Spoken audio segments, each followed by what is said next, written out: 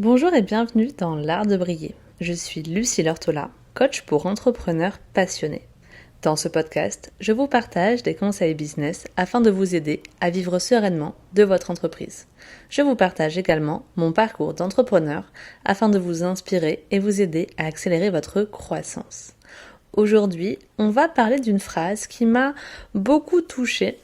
Je crois que cette phrase, elle vient du livre La psychologie de l'argent, qui est écrit par Morgan Housel. D'ailleurs, ce livre, on m'en avait énormément parlé et en dehors de certaines petites choses, je me suis profondément ennuyée en le lisant. Donc si jamais vous êtes une des rares personnes comme moi, n'hésitez pas à me le dire parce que tout le monde en a parlé en bien, c'est le livre qu'il faut avoir lu dans sa vie. Honnêtement, je suis pas sûre. À côté de ça, je lis Atomic Habits en ce moment, le pouvoir des habitudes. Et celui-ci, il est vraiment cool, donc celui-là, je vous le conseille par contre. Bref, revenons à nos moutons, je m'égare. Donc, qu'est-ce que je voulais vous dire aujourd'hui ? Dans ce livre, du coup, l'auteur parle des décisions d'investissement et en fait, souvent, quand on veut investir notre argent, on a peur d'être bloqué ou quand on veut entreprendre quelque chose, on est bloqué, on a pas peur d'être bloqué, on est bloqué par nos peurs plutôt, parce que on a peur de perdre notre argent, on a peur de prendre la mauvaise décision. Et en fait, c'est un processus que moi je remarque aussi dans les entrepreneurs que j'accompagne, c'est que par peur de louper quelque chose, on va rester du coup immobile. On va pas oser se lancer, on va pas oser agir et passer à l'action. Ça, c'est un truc où je pense que les personnes viennent chercher dans l'accompagnement qu'on fait ensemble parce que ça fait très très très longtemps, moi, dans ma vie, que je n'ai plus peur d'essayer et de me tromper et d'avoir pris la mauvaise décision. La première fois, quasiment, ça remonte en 2015, peut-être qu'il y a eu encore avant, mais une des grosses fois, j'étais en CDI, j'étais infirmière, j'ai adoré l'équipe de travail avec laquelle je travaillais, et j'ai pris la décision de démissionner sur un coup de tête pour partir vivre en Angleterre et trouver du travail là-bas. Voilà, alors tout ne s'est pas passé comme je l'avais prévu, peut-être que ça s'est passé encore mieux que prévu, je sais pas, mais en tout cas ça a été très imprévisible et ça a été trop cool et à partir de là, ma vie n'a plus jamais été la même. Et voilà, j'ai vraiment ce truc-là aujourd'hui, que même mon chéri des fois me regarde, mais t'arrêtes un peu de prendre tout comme ça, en fonçant, tête baissée, et allez hop, on y va, et des fois c'est un peu angoissant quand on est la personne avec qui on vit à côté, ou bon, pourquoi tu veux toujours aller si vite, etc. Bref, donc pourquoi je vous dis ça ? En tout cas, j'essaye, j'avance, j'ai une idée, j'essaye de la concrétiser, ça marche pas, c'est pas grave, je trouve une autre idée, etc.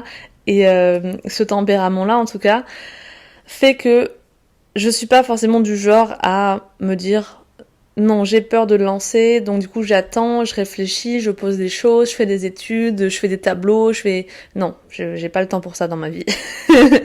Donc, si jamais vous êtes dans ce cas-là, où vous vous dites, mince, j'ai envie mais j'ai peur de louper, j'ai peur que ce soit pas la meilleure chose à faire, c'est ça surtout, j'ai peur que ce soit pas la meilleure chose à faire.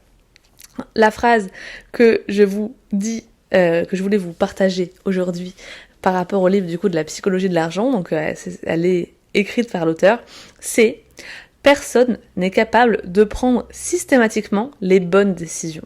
Et même les meilleurs ont eu des idées épouvantables et les ont concrétisées. » Et je crois qu'il prend l'exemple à ce moment-là de Jeff Bezos ou voilà, de grands entrepreneurs comme ça qui se sont loupés complètement dans certaines idées qu'ils ont concrétisées et qui des fois ont perdu des milliers d'euros, mais au final, un jour, ils ont eu une très bonne idée.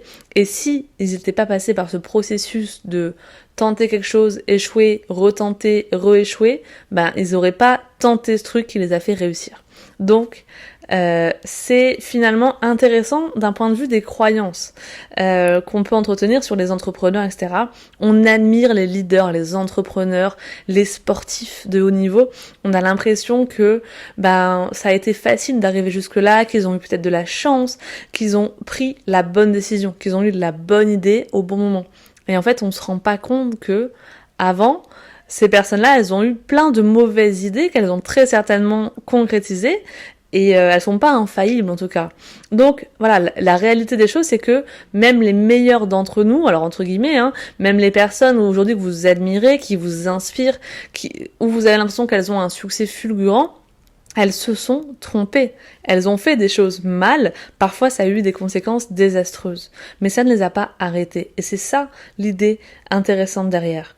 On pense vraiment, que la réussite est liée au fait de ne jamais s'égarer, de ne jamais se tromper de chemin.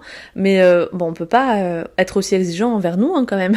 Oui, des fois, on va faire des choses qui seront pas forcément les meilleures. Et parfois, on va se tromper et faire mal les choses plusieurs fois.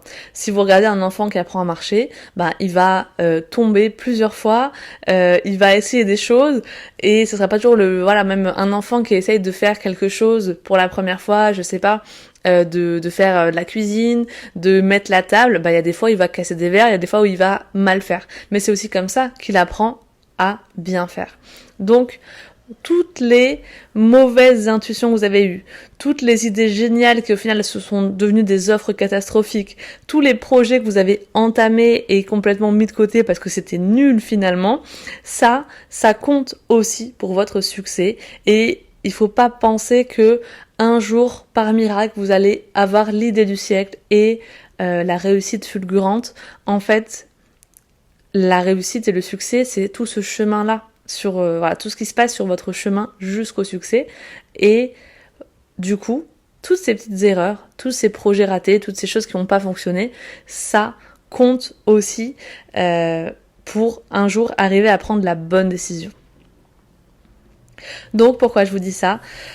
Parce que je vois beaucoup de personnes rester dans je n'agis pas parce que je suis pas sûre. Je suis pas sûre que ça marche. Je suis pas sûre de savoir comment faire, par exemple pour lancer un podcast. Je suis pas sûre de savoir quoi dire.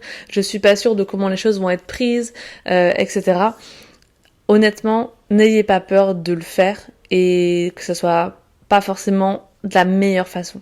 Parce que c'est dans ce mouvement-là que vous allez apprendre des choses. C'est quand vous allez commencer à, ok, allez, on y va, on essaye, on tente des choses, que vous allez apprendre.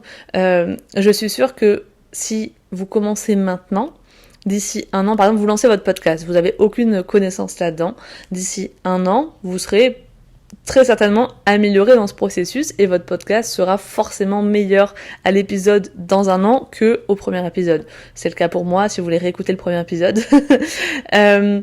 Mais il y a beaucoup plus de chances du coup que vous ayez du succès entre guillemets ou que du moins vous soyez amélioré en ayant tenté plein de choses comme ça petit à petit plutôt que d'avoir attendu 1 an, d'avoir intégré plein de compétences, d'avoir lu des livres sur les podcasts, écouté 150 vidéos sur les podcasts, mais de n'avoir rien fait et de commencer malgré tout votre premier épisode d'ici 1 an. Je peux vous assurer que vous serez beaucoup plus en confiance, votre podcast sera certainement beaucoup plus agréable à écouter, vous aurez certainement une meilleure façon de présenter les choses, de structurer vos épisodes si vous avez fait l'expérience vraiment et plutôt que d'attendre d'être parfait et d'attendre que d'être meilleur.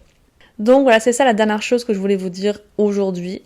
Il vaut mieux encaisser un échec et vous en servir pour ajuster votre trajectoire et ajuster le chemin que vous empruntez plutôt que d'espérer être infaillible, plutôt que d'espérer être parfait dans toutes vos décisions et de ne jamais vous tromper. La vie, par essence, est une expérience, est un cheminement, et donc dans ce cheminement, il y a des fois où vous faites les choses bien, et des fois où vous ne faites pas les choses bien.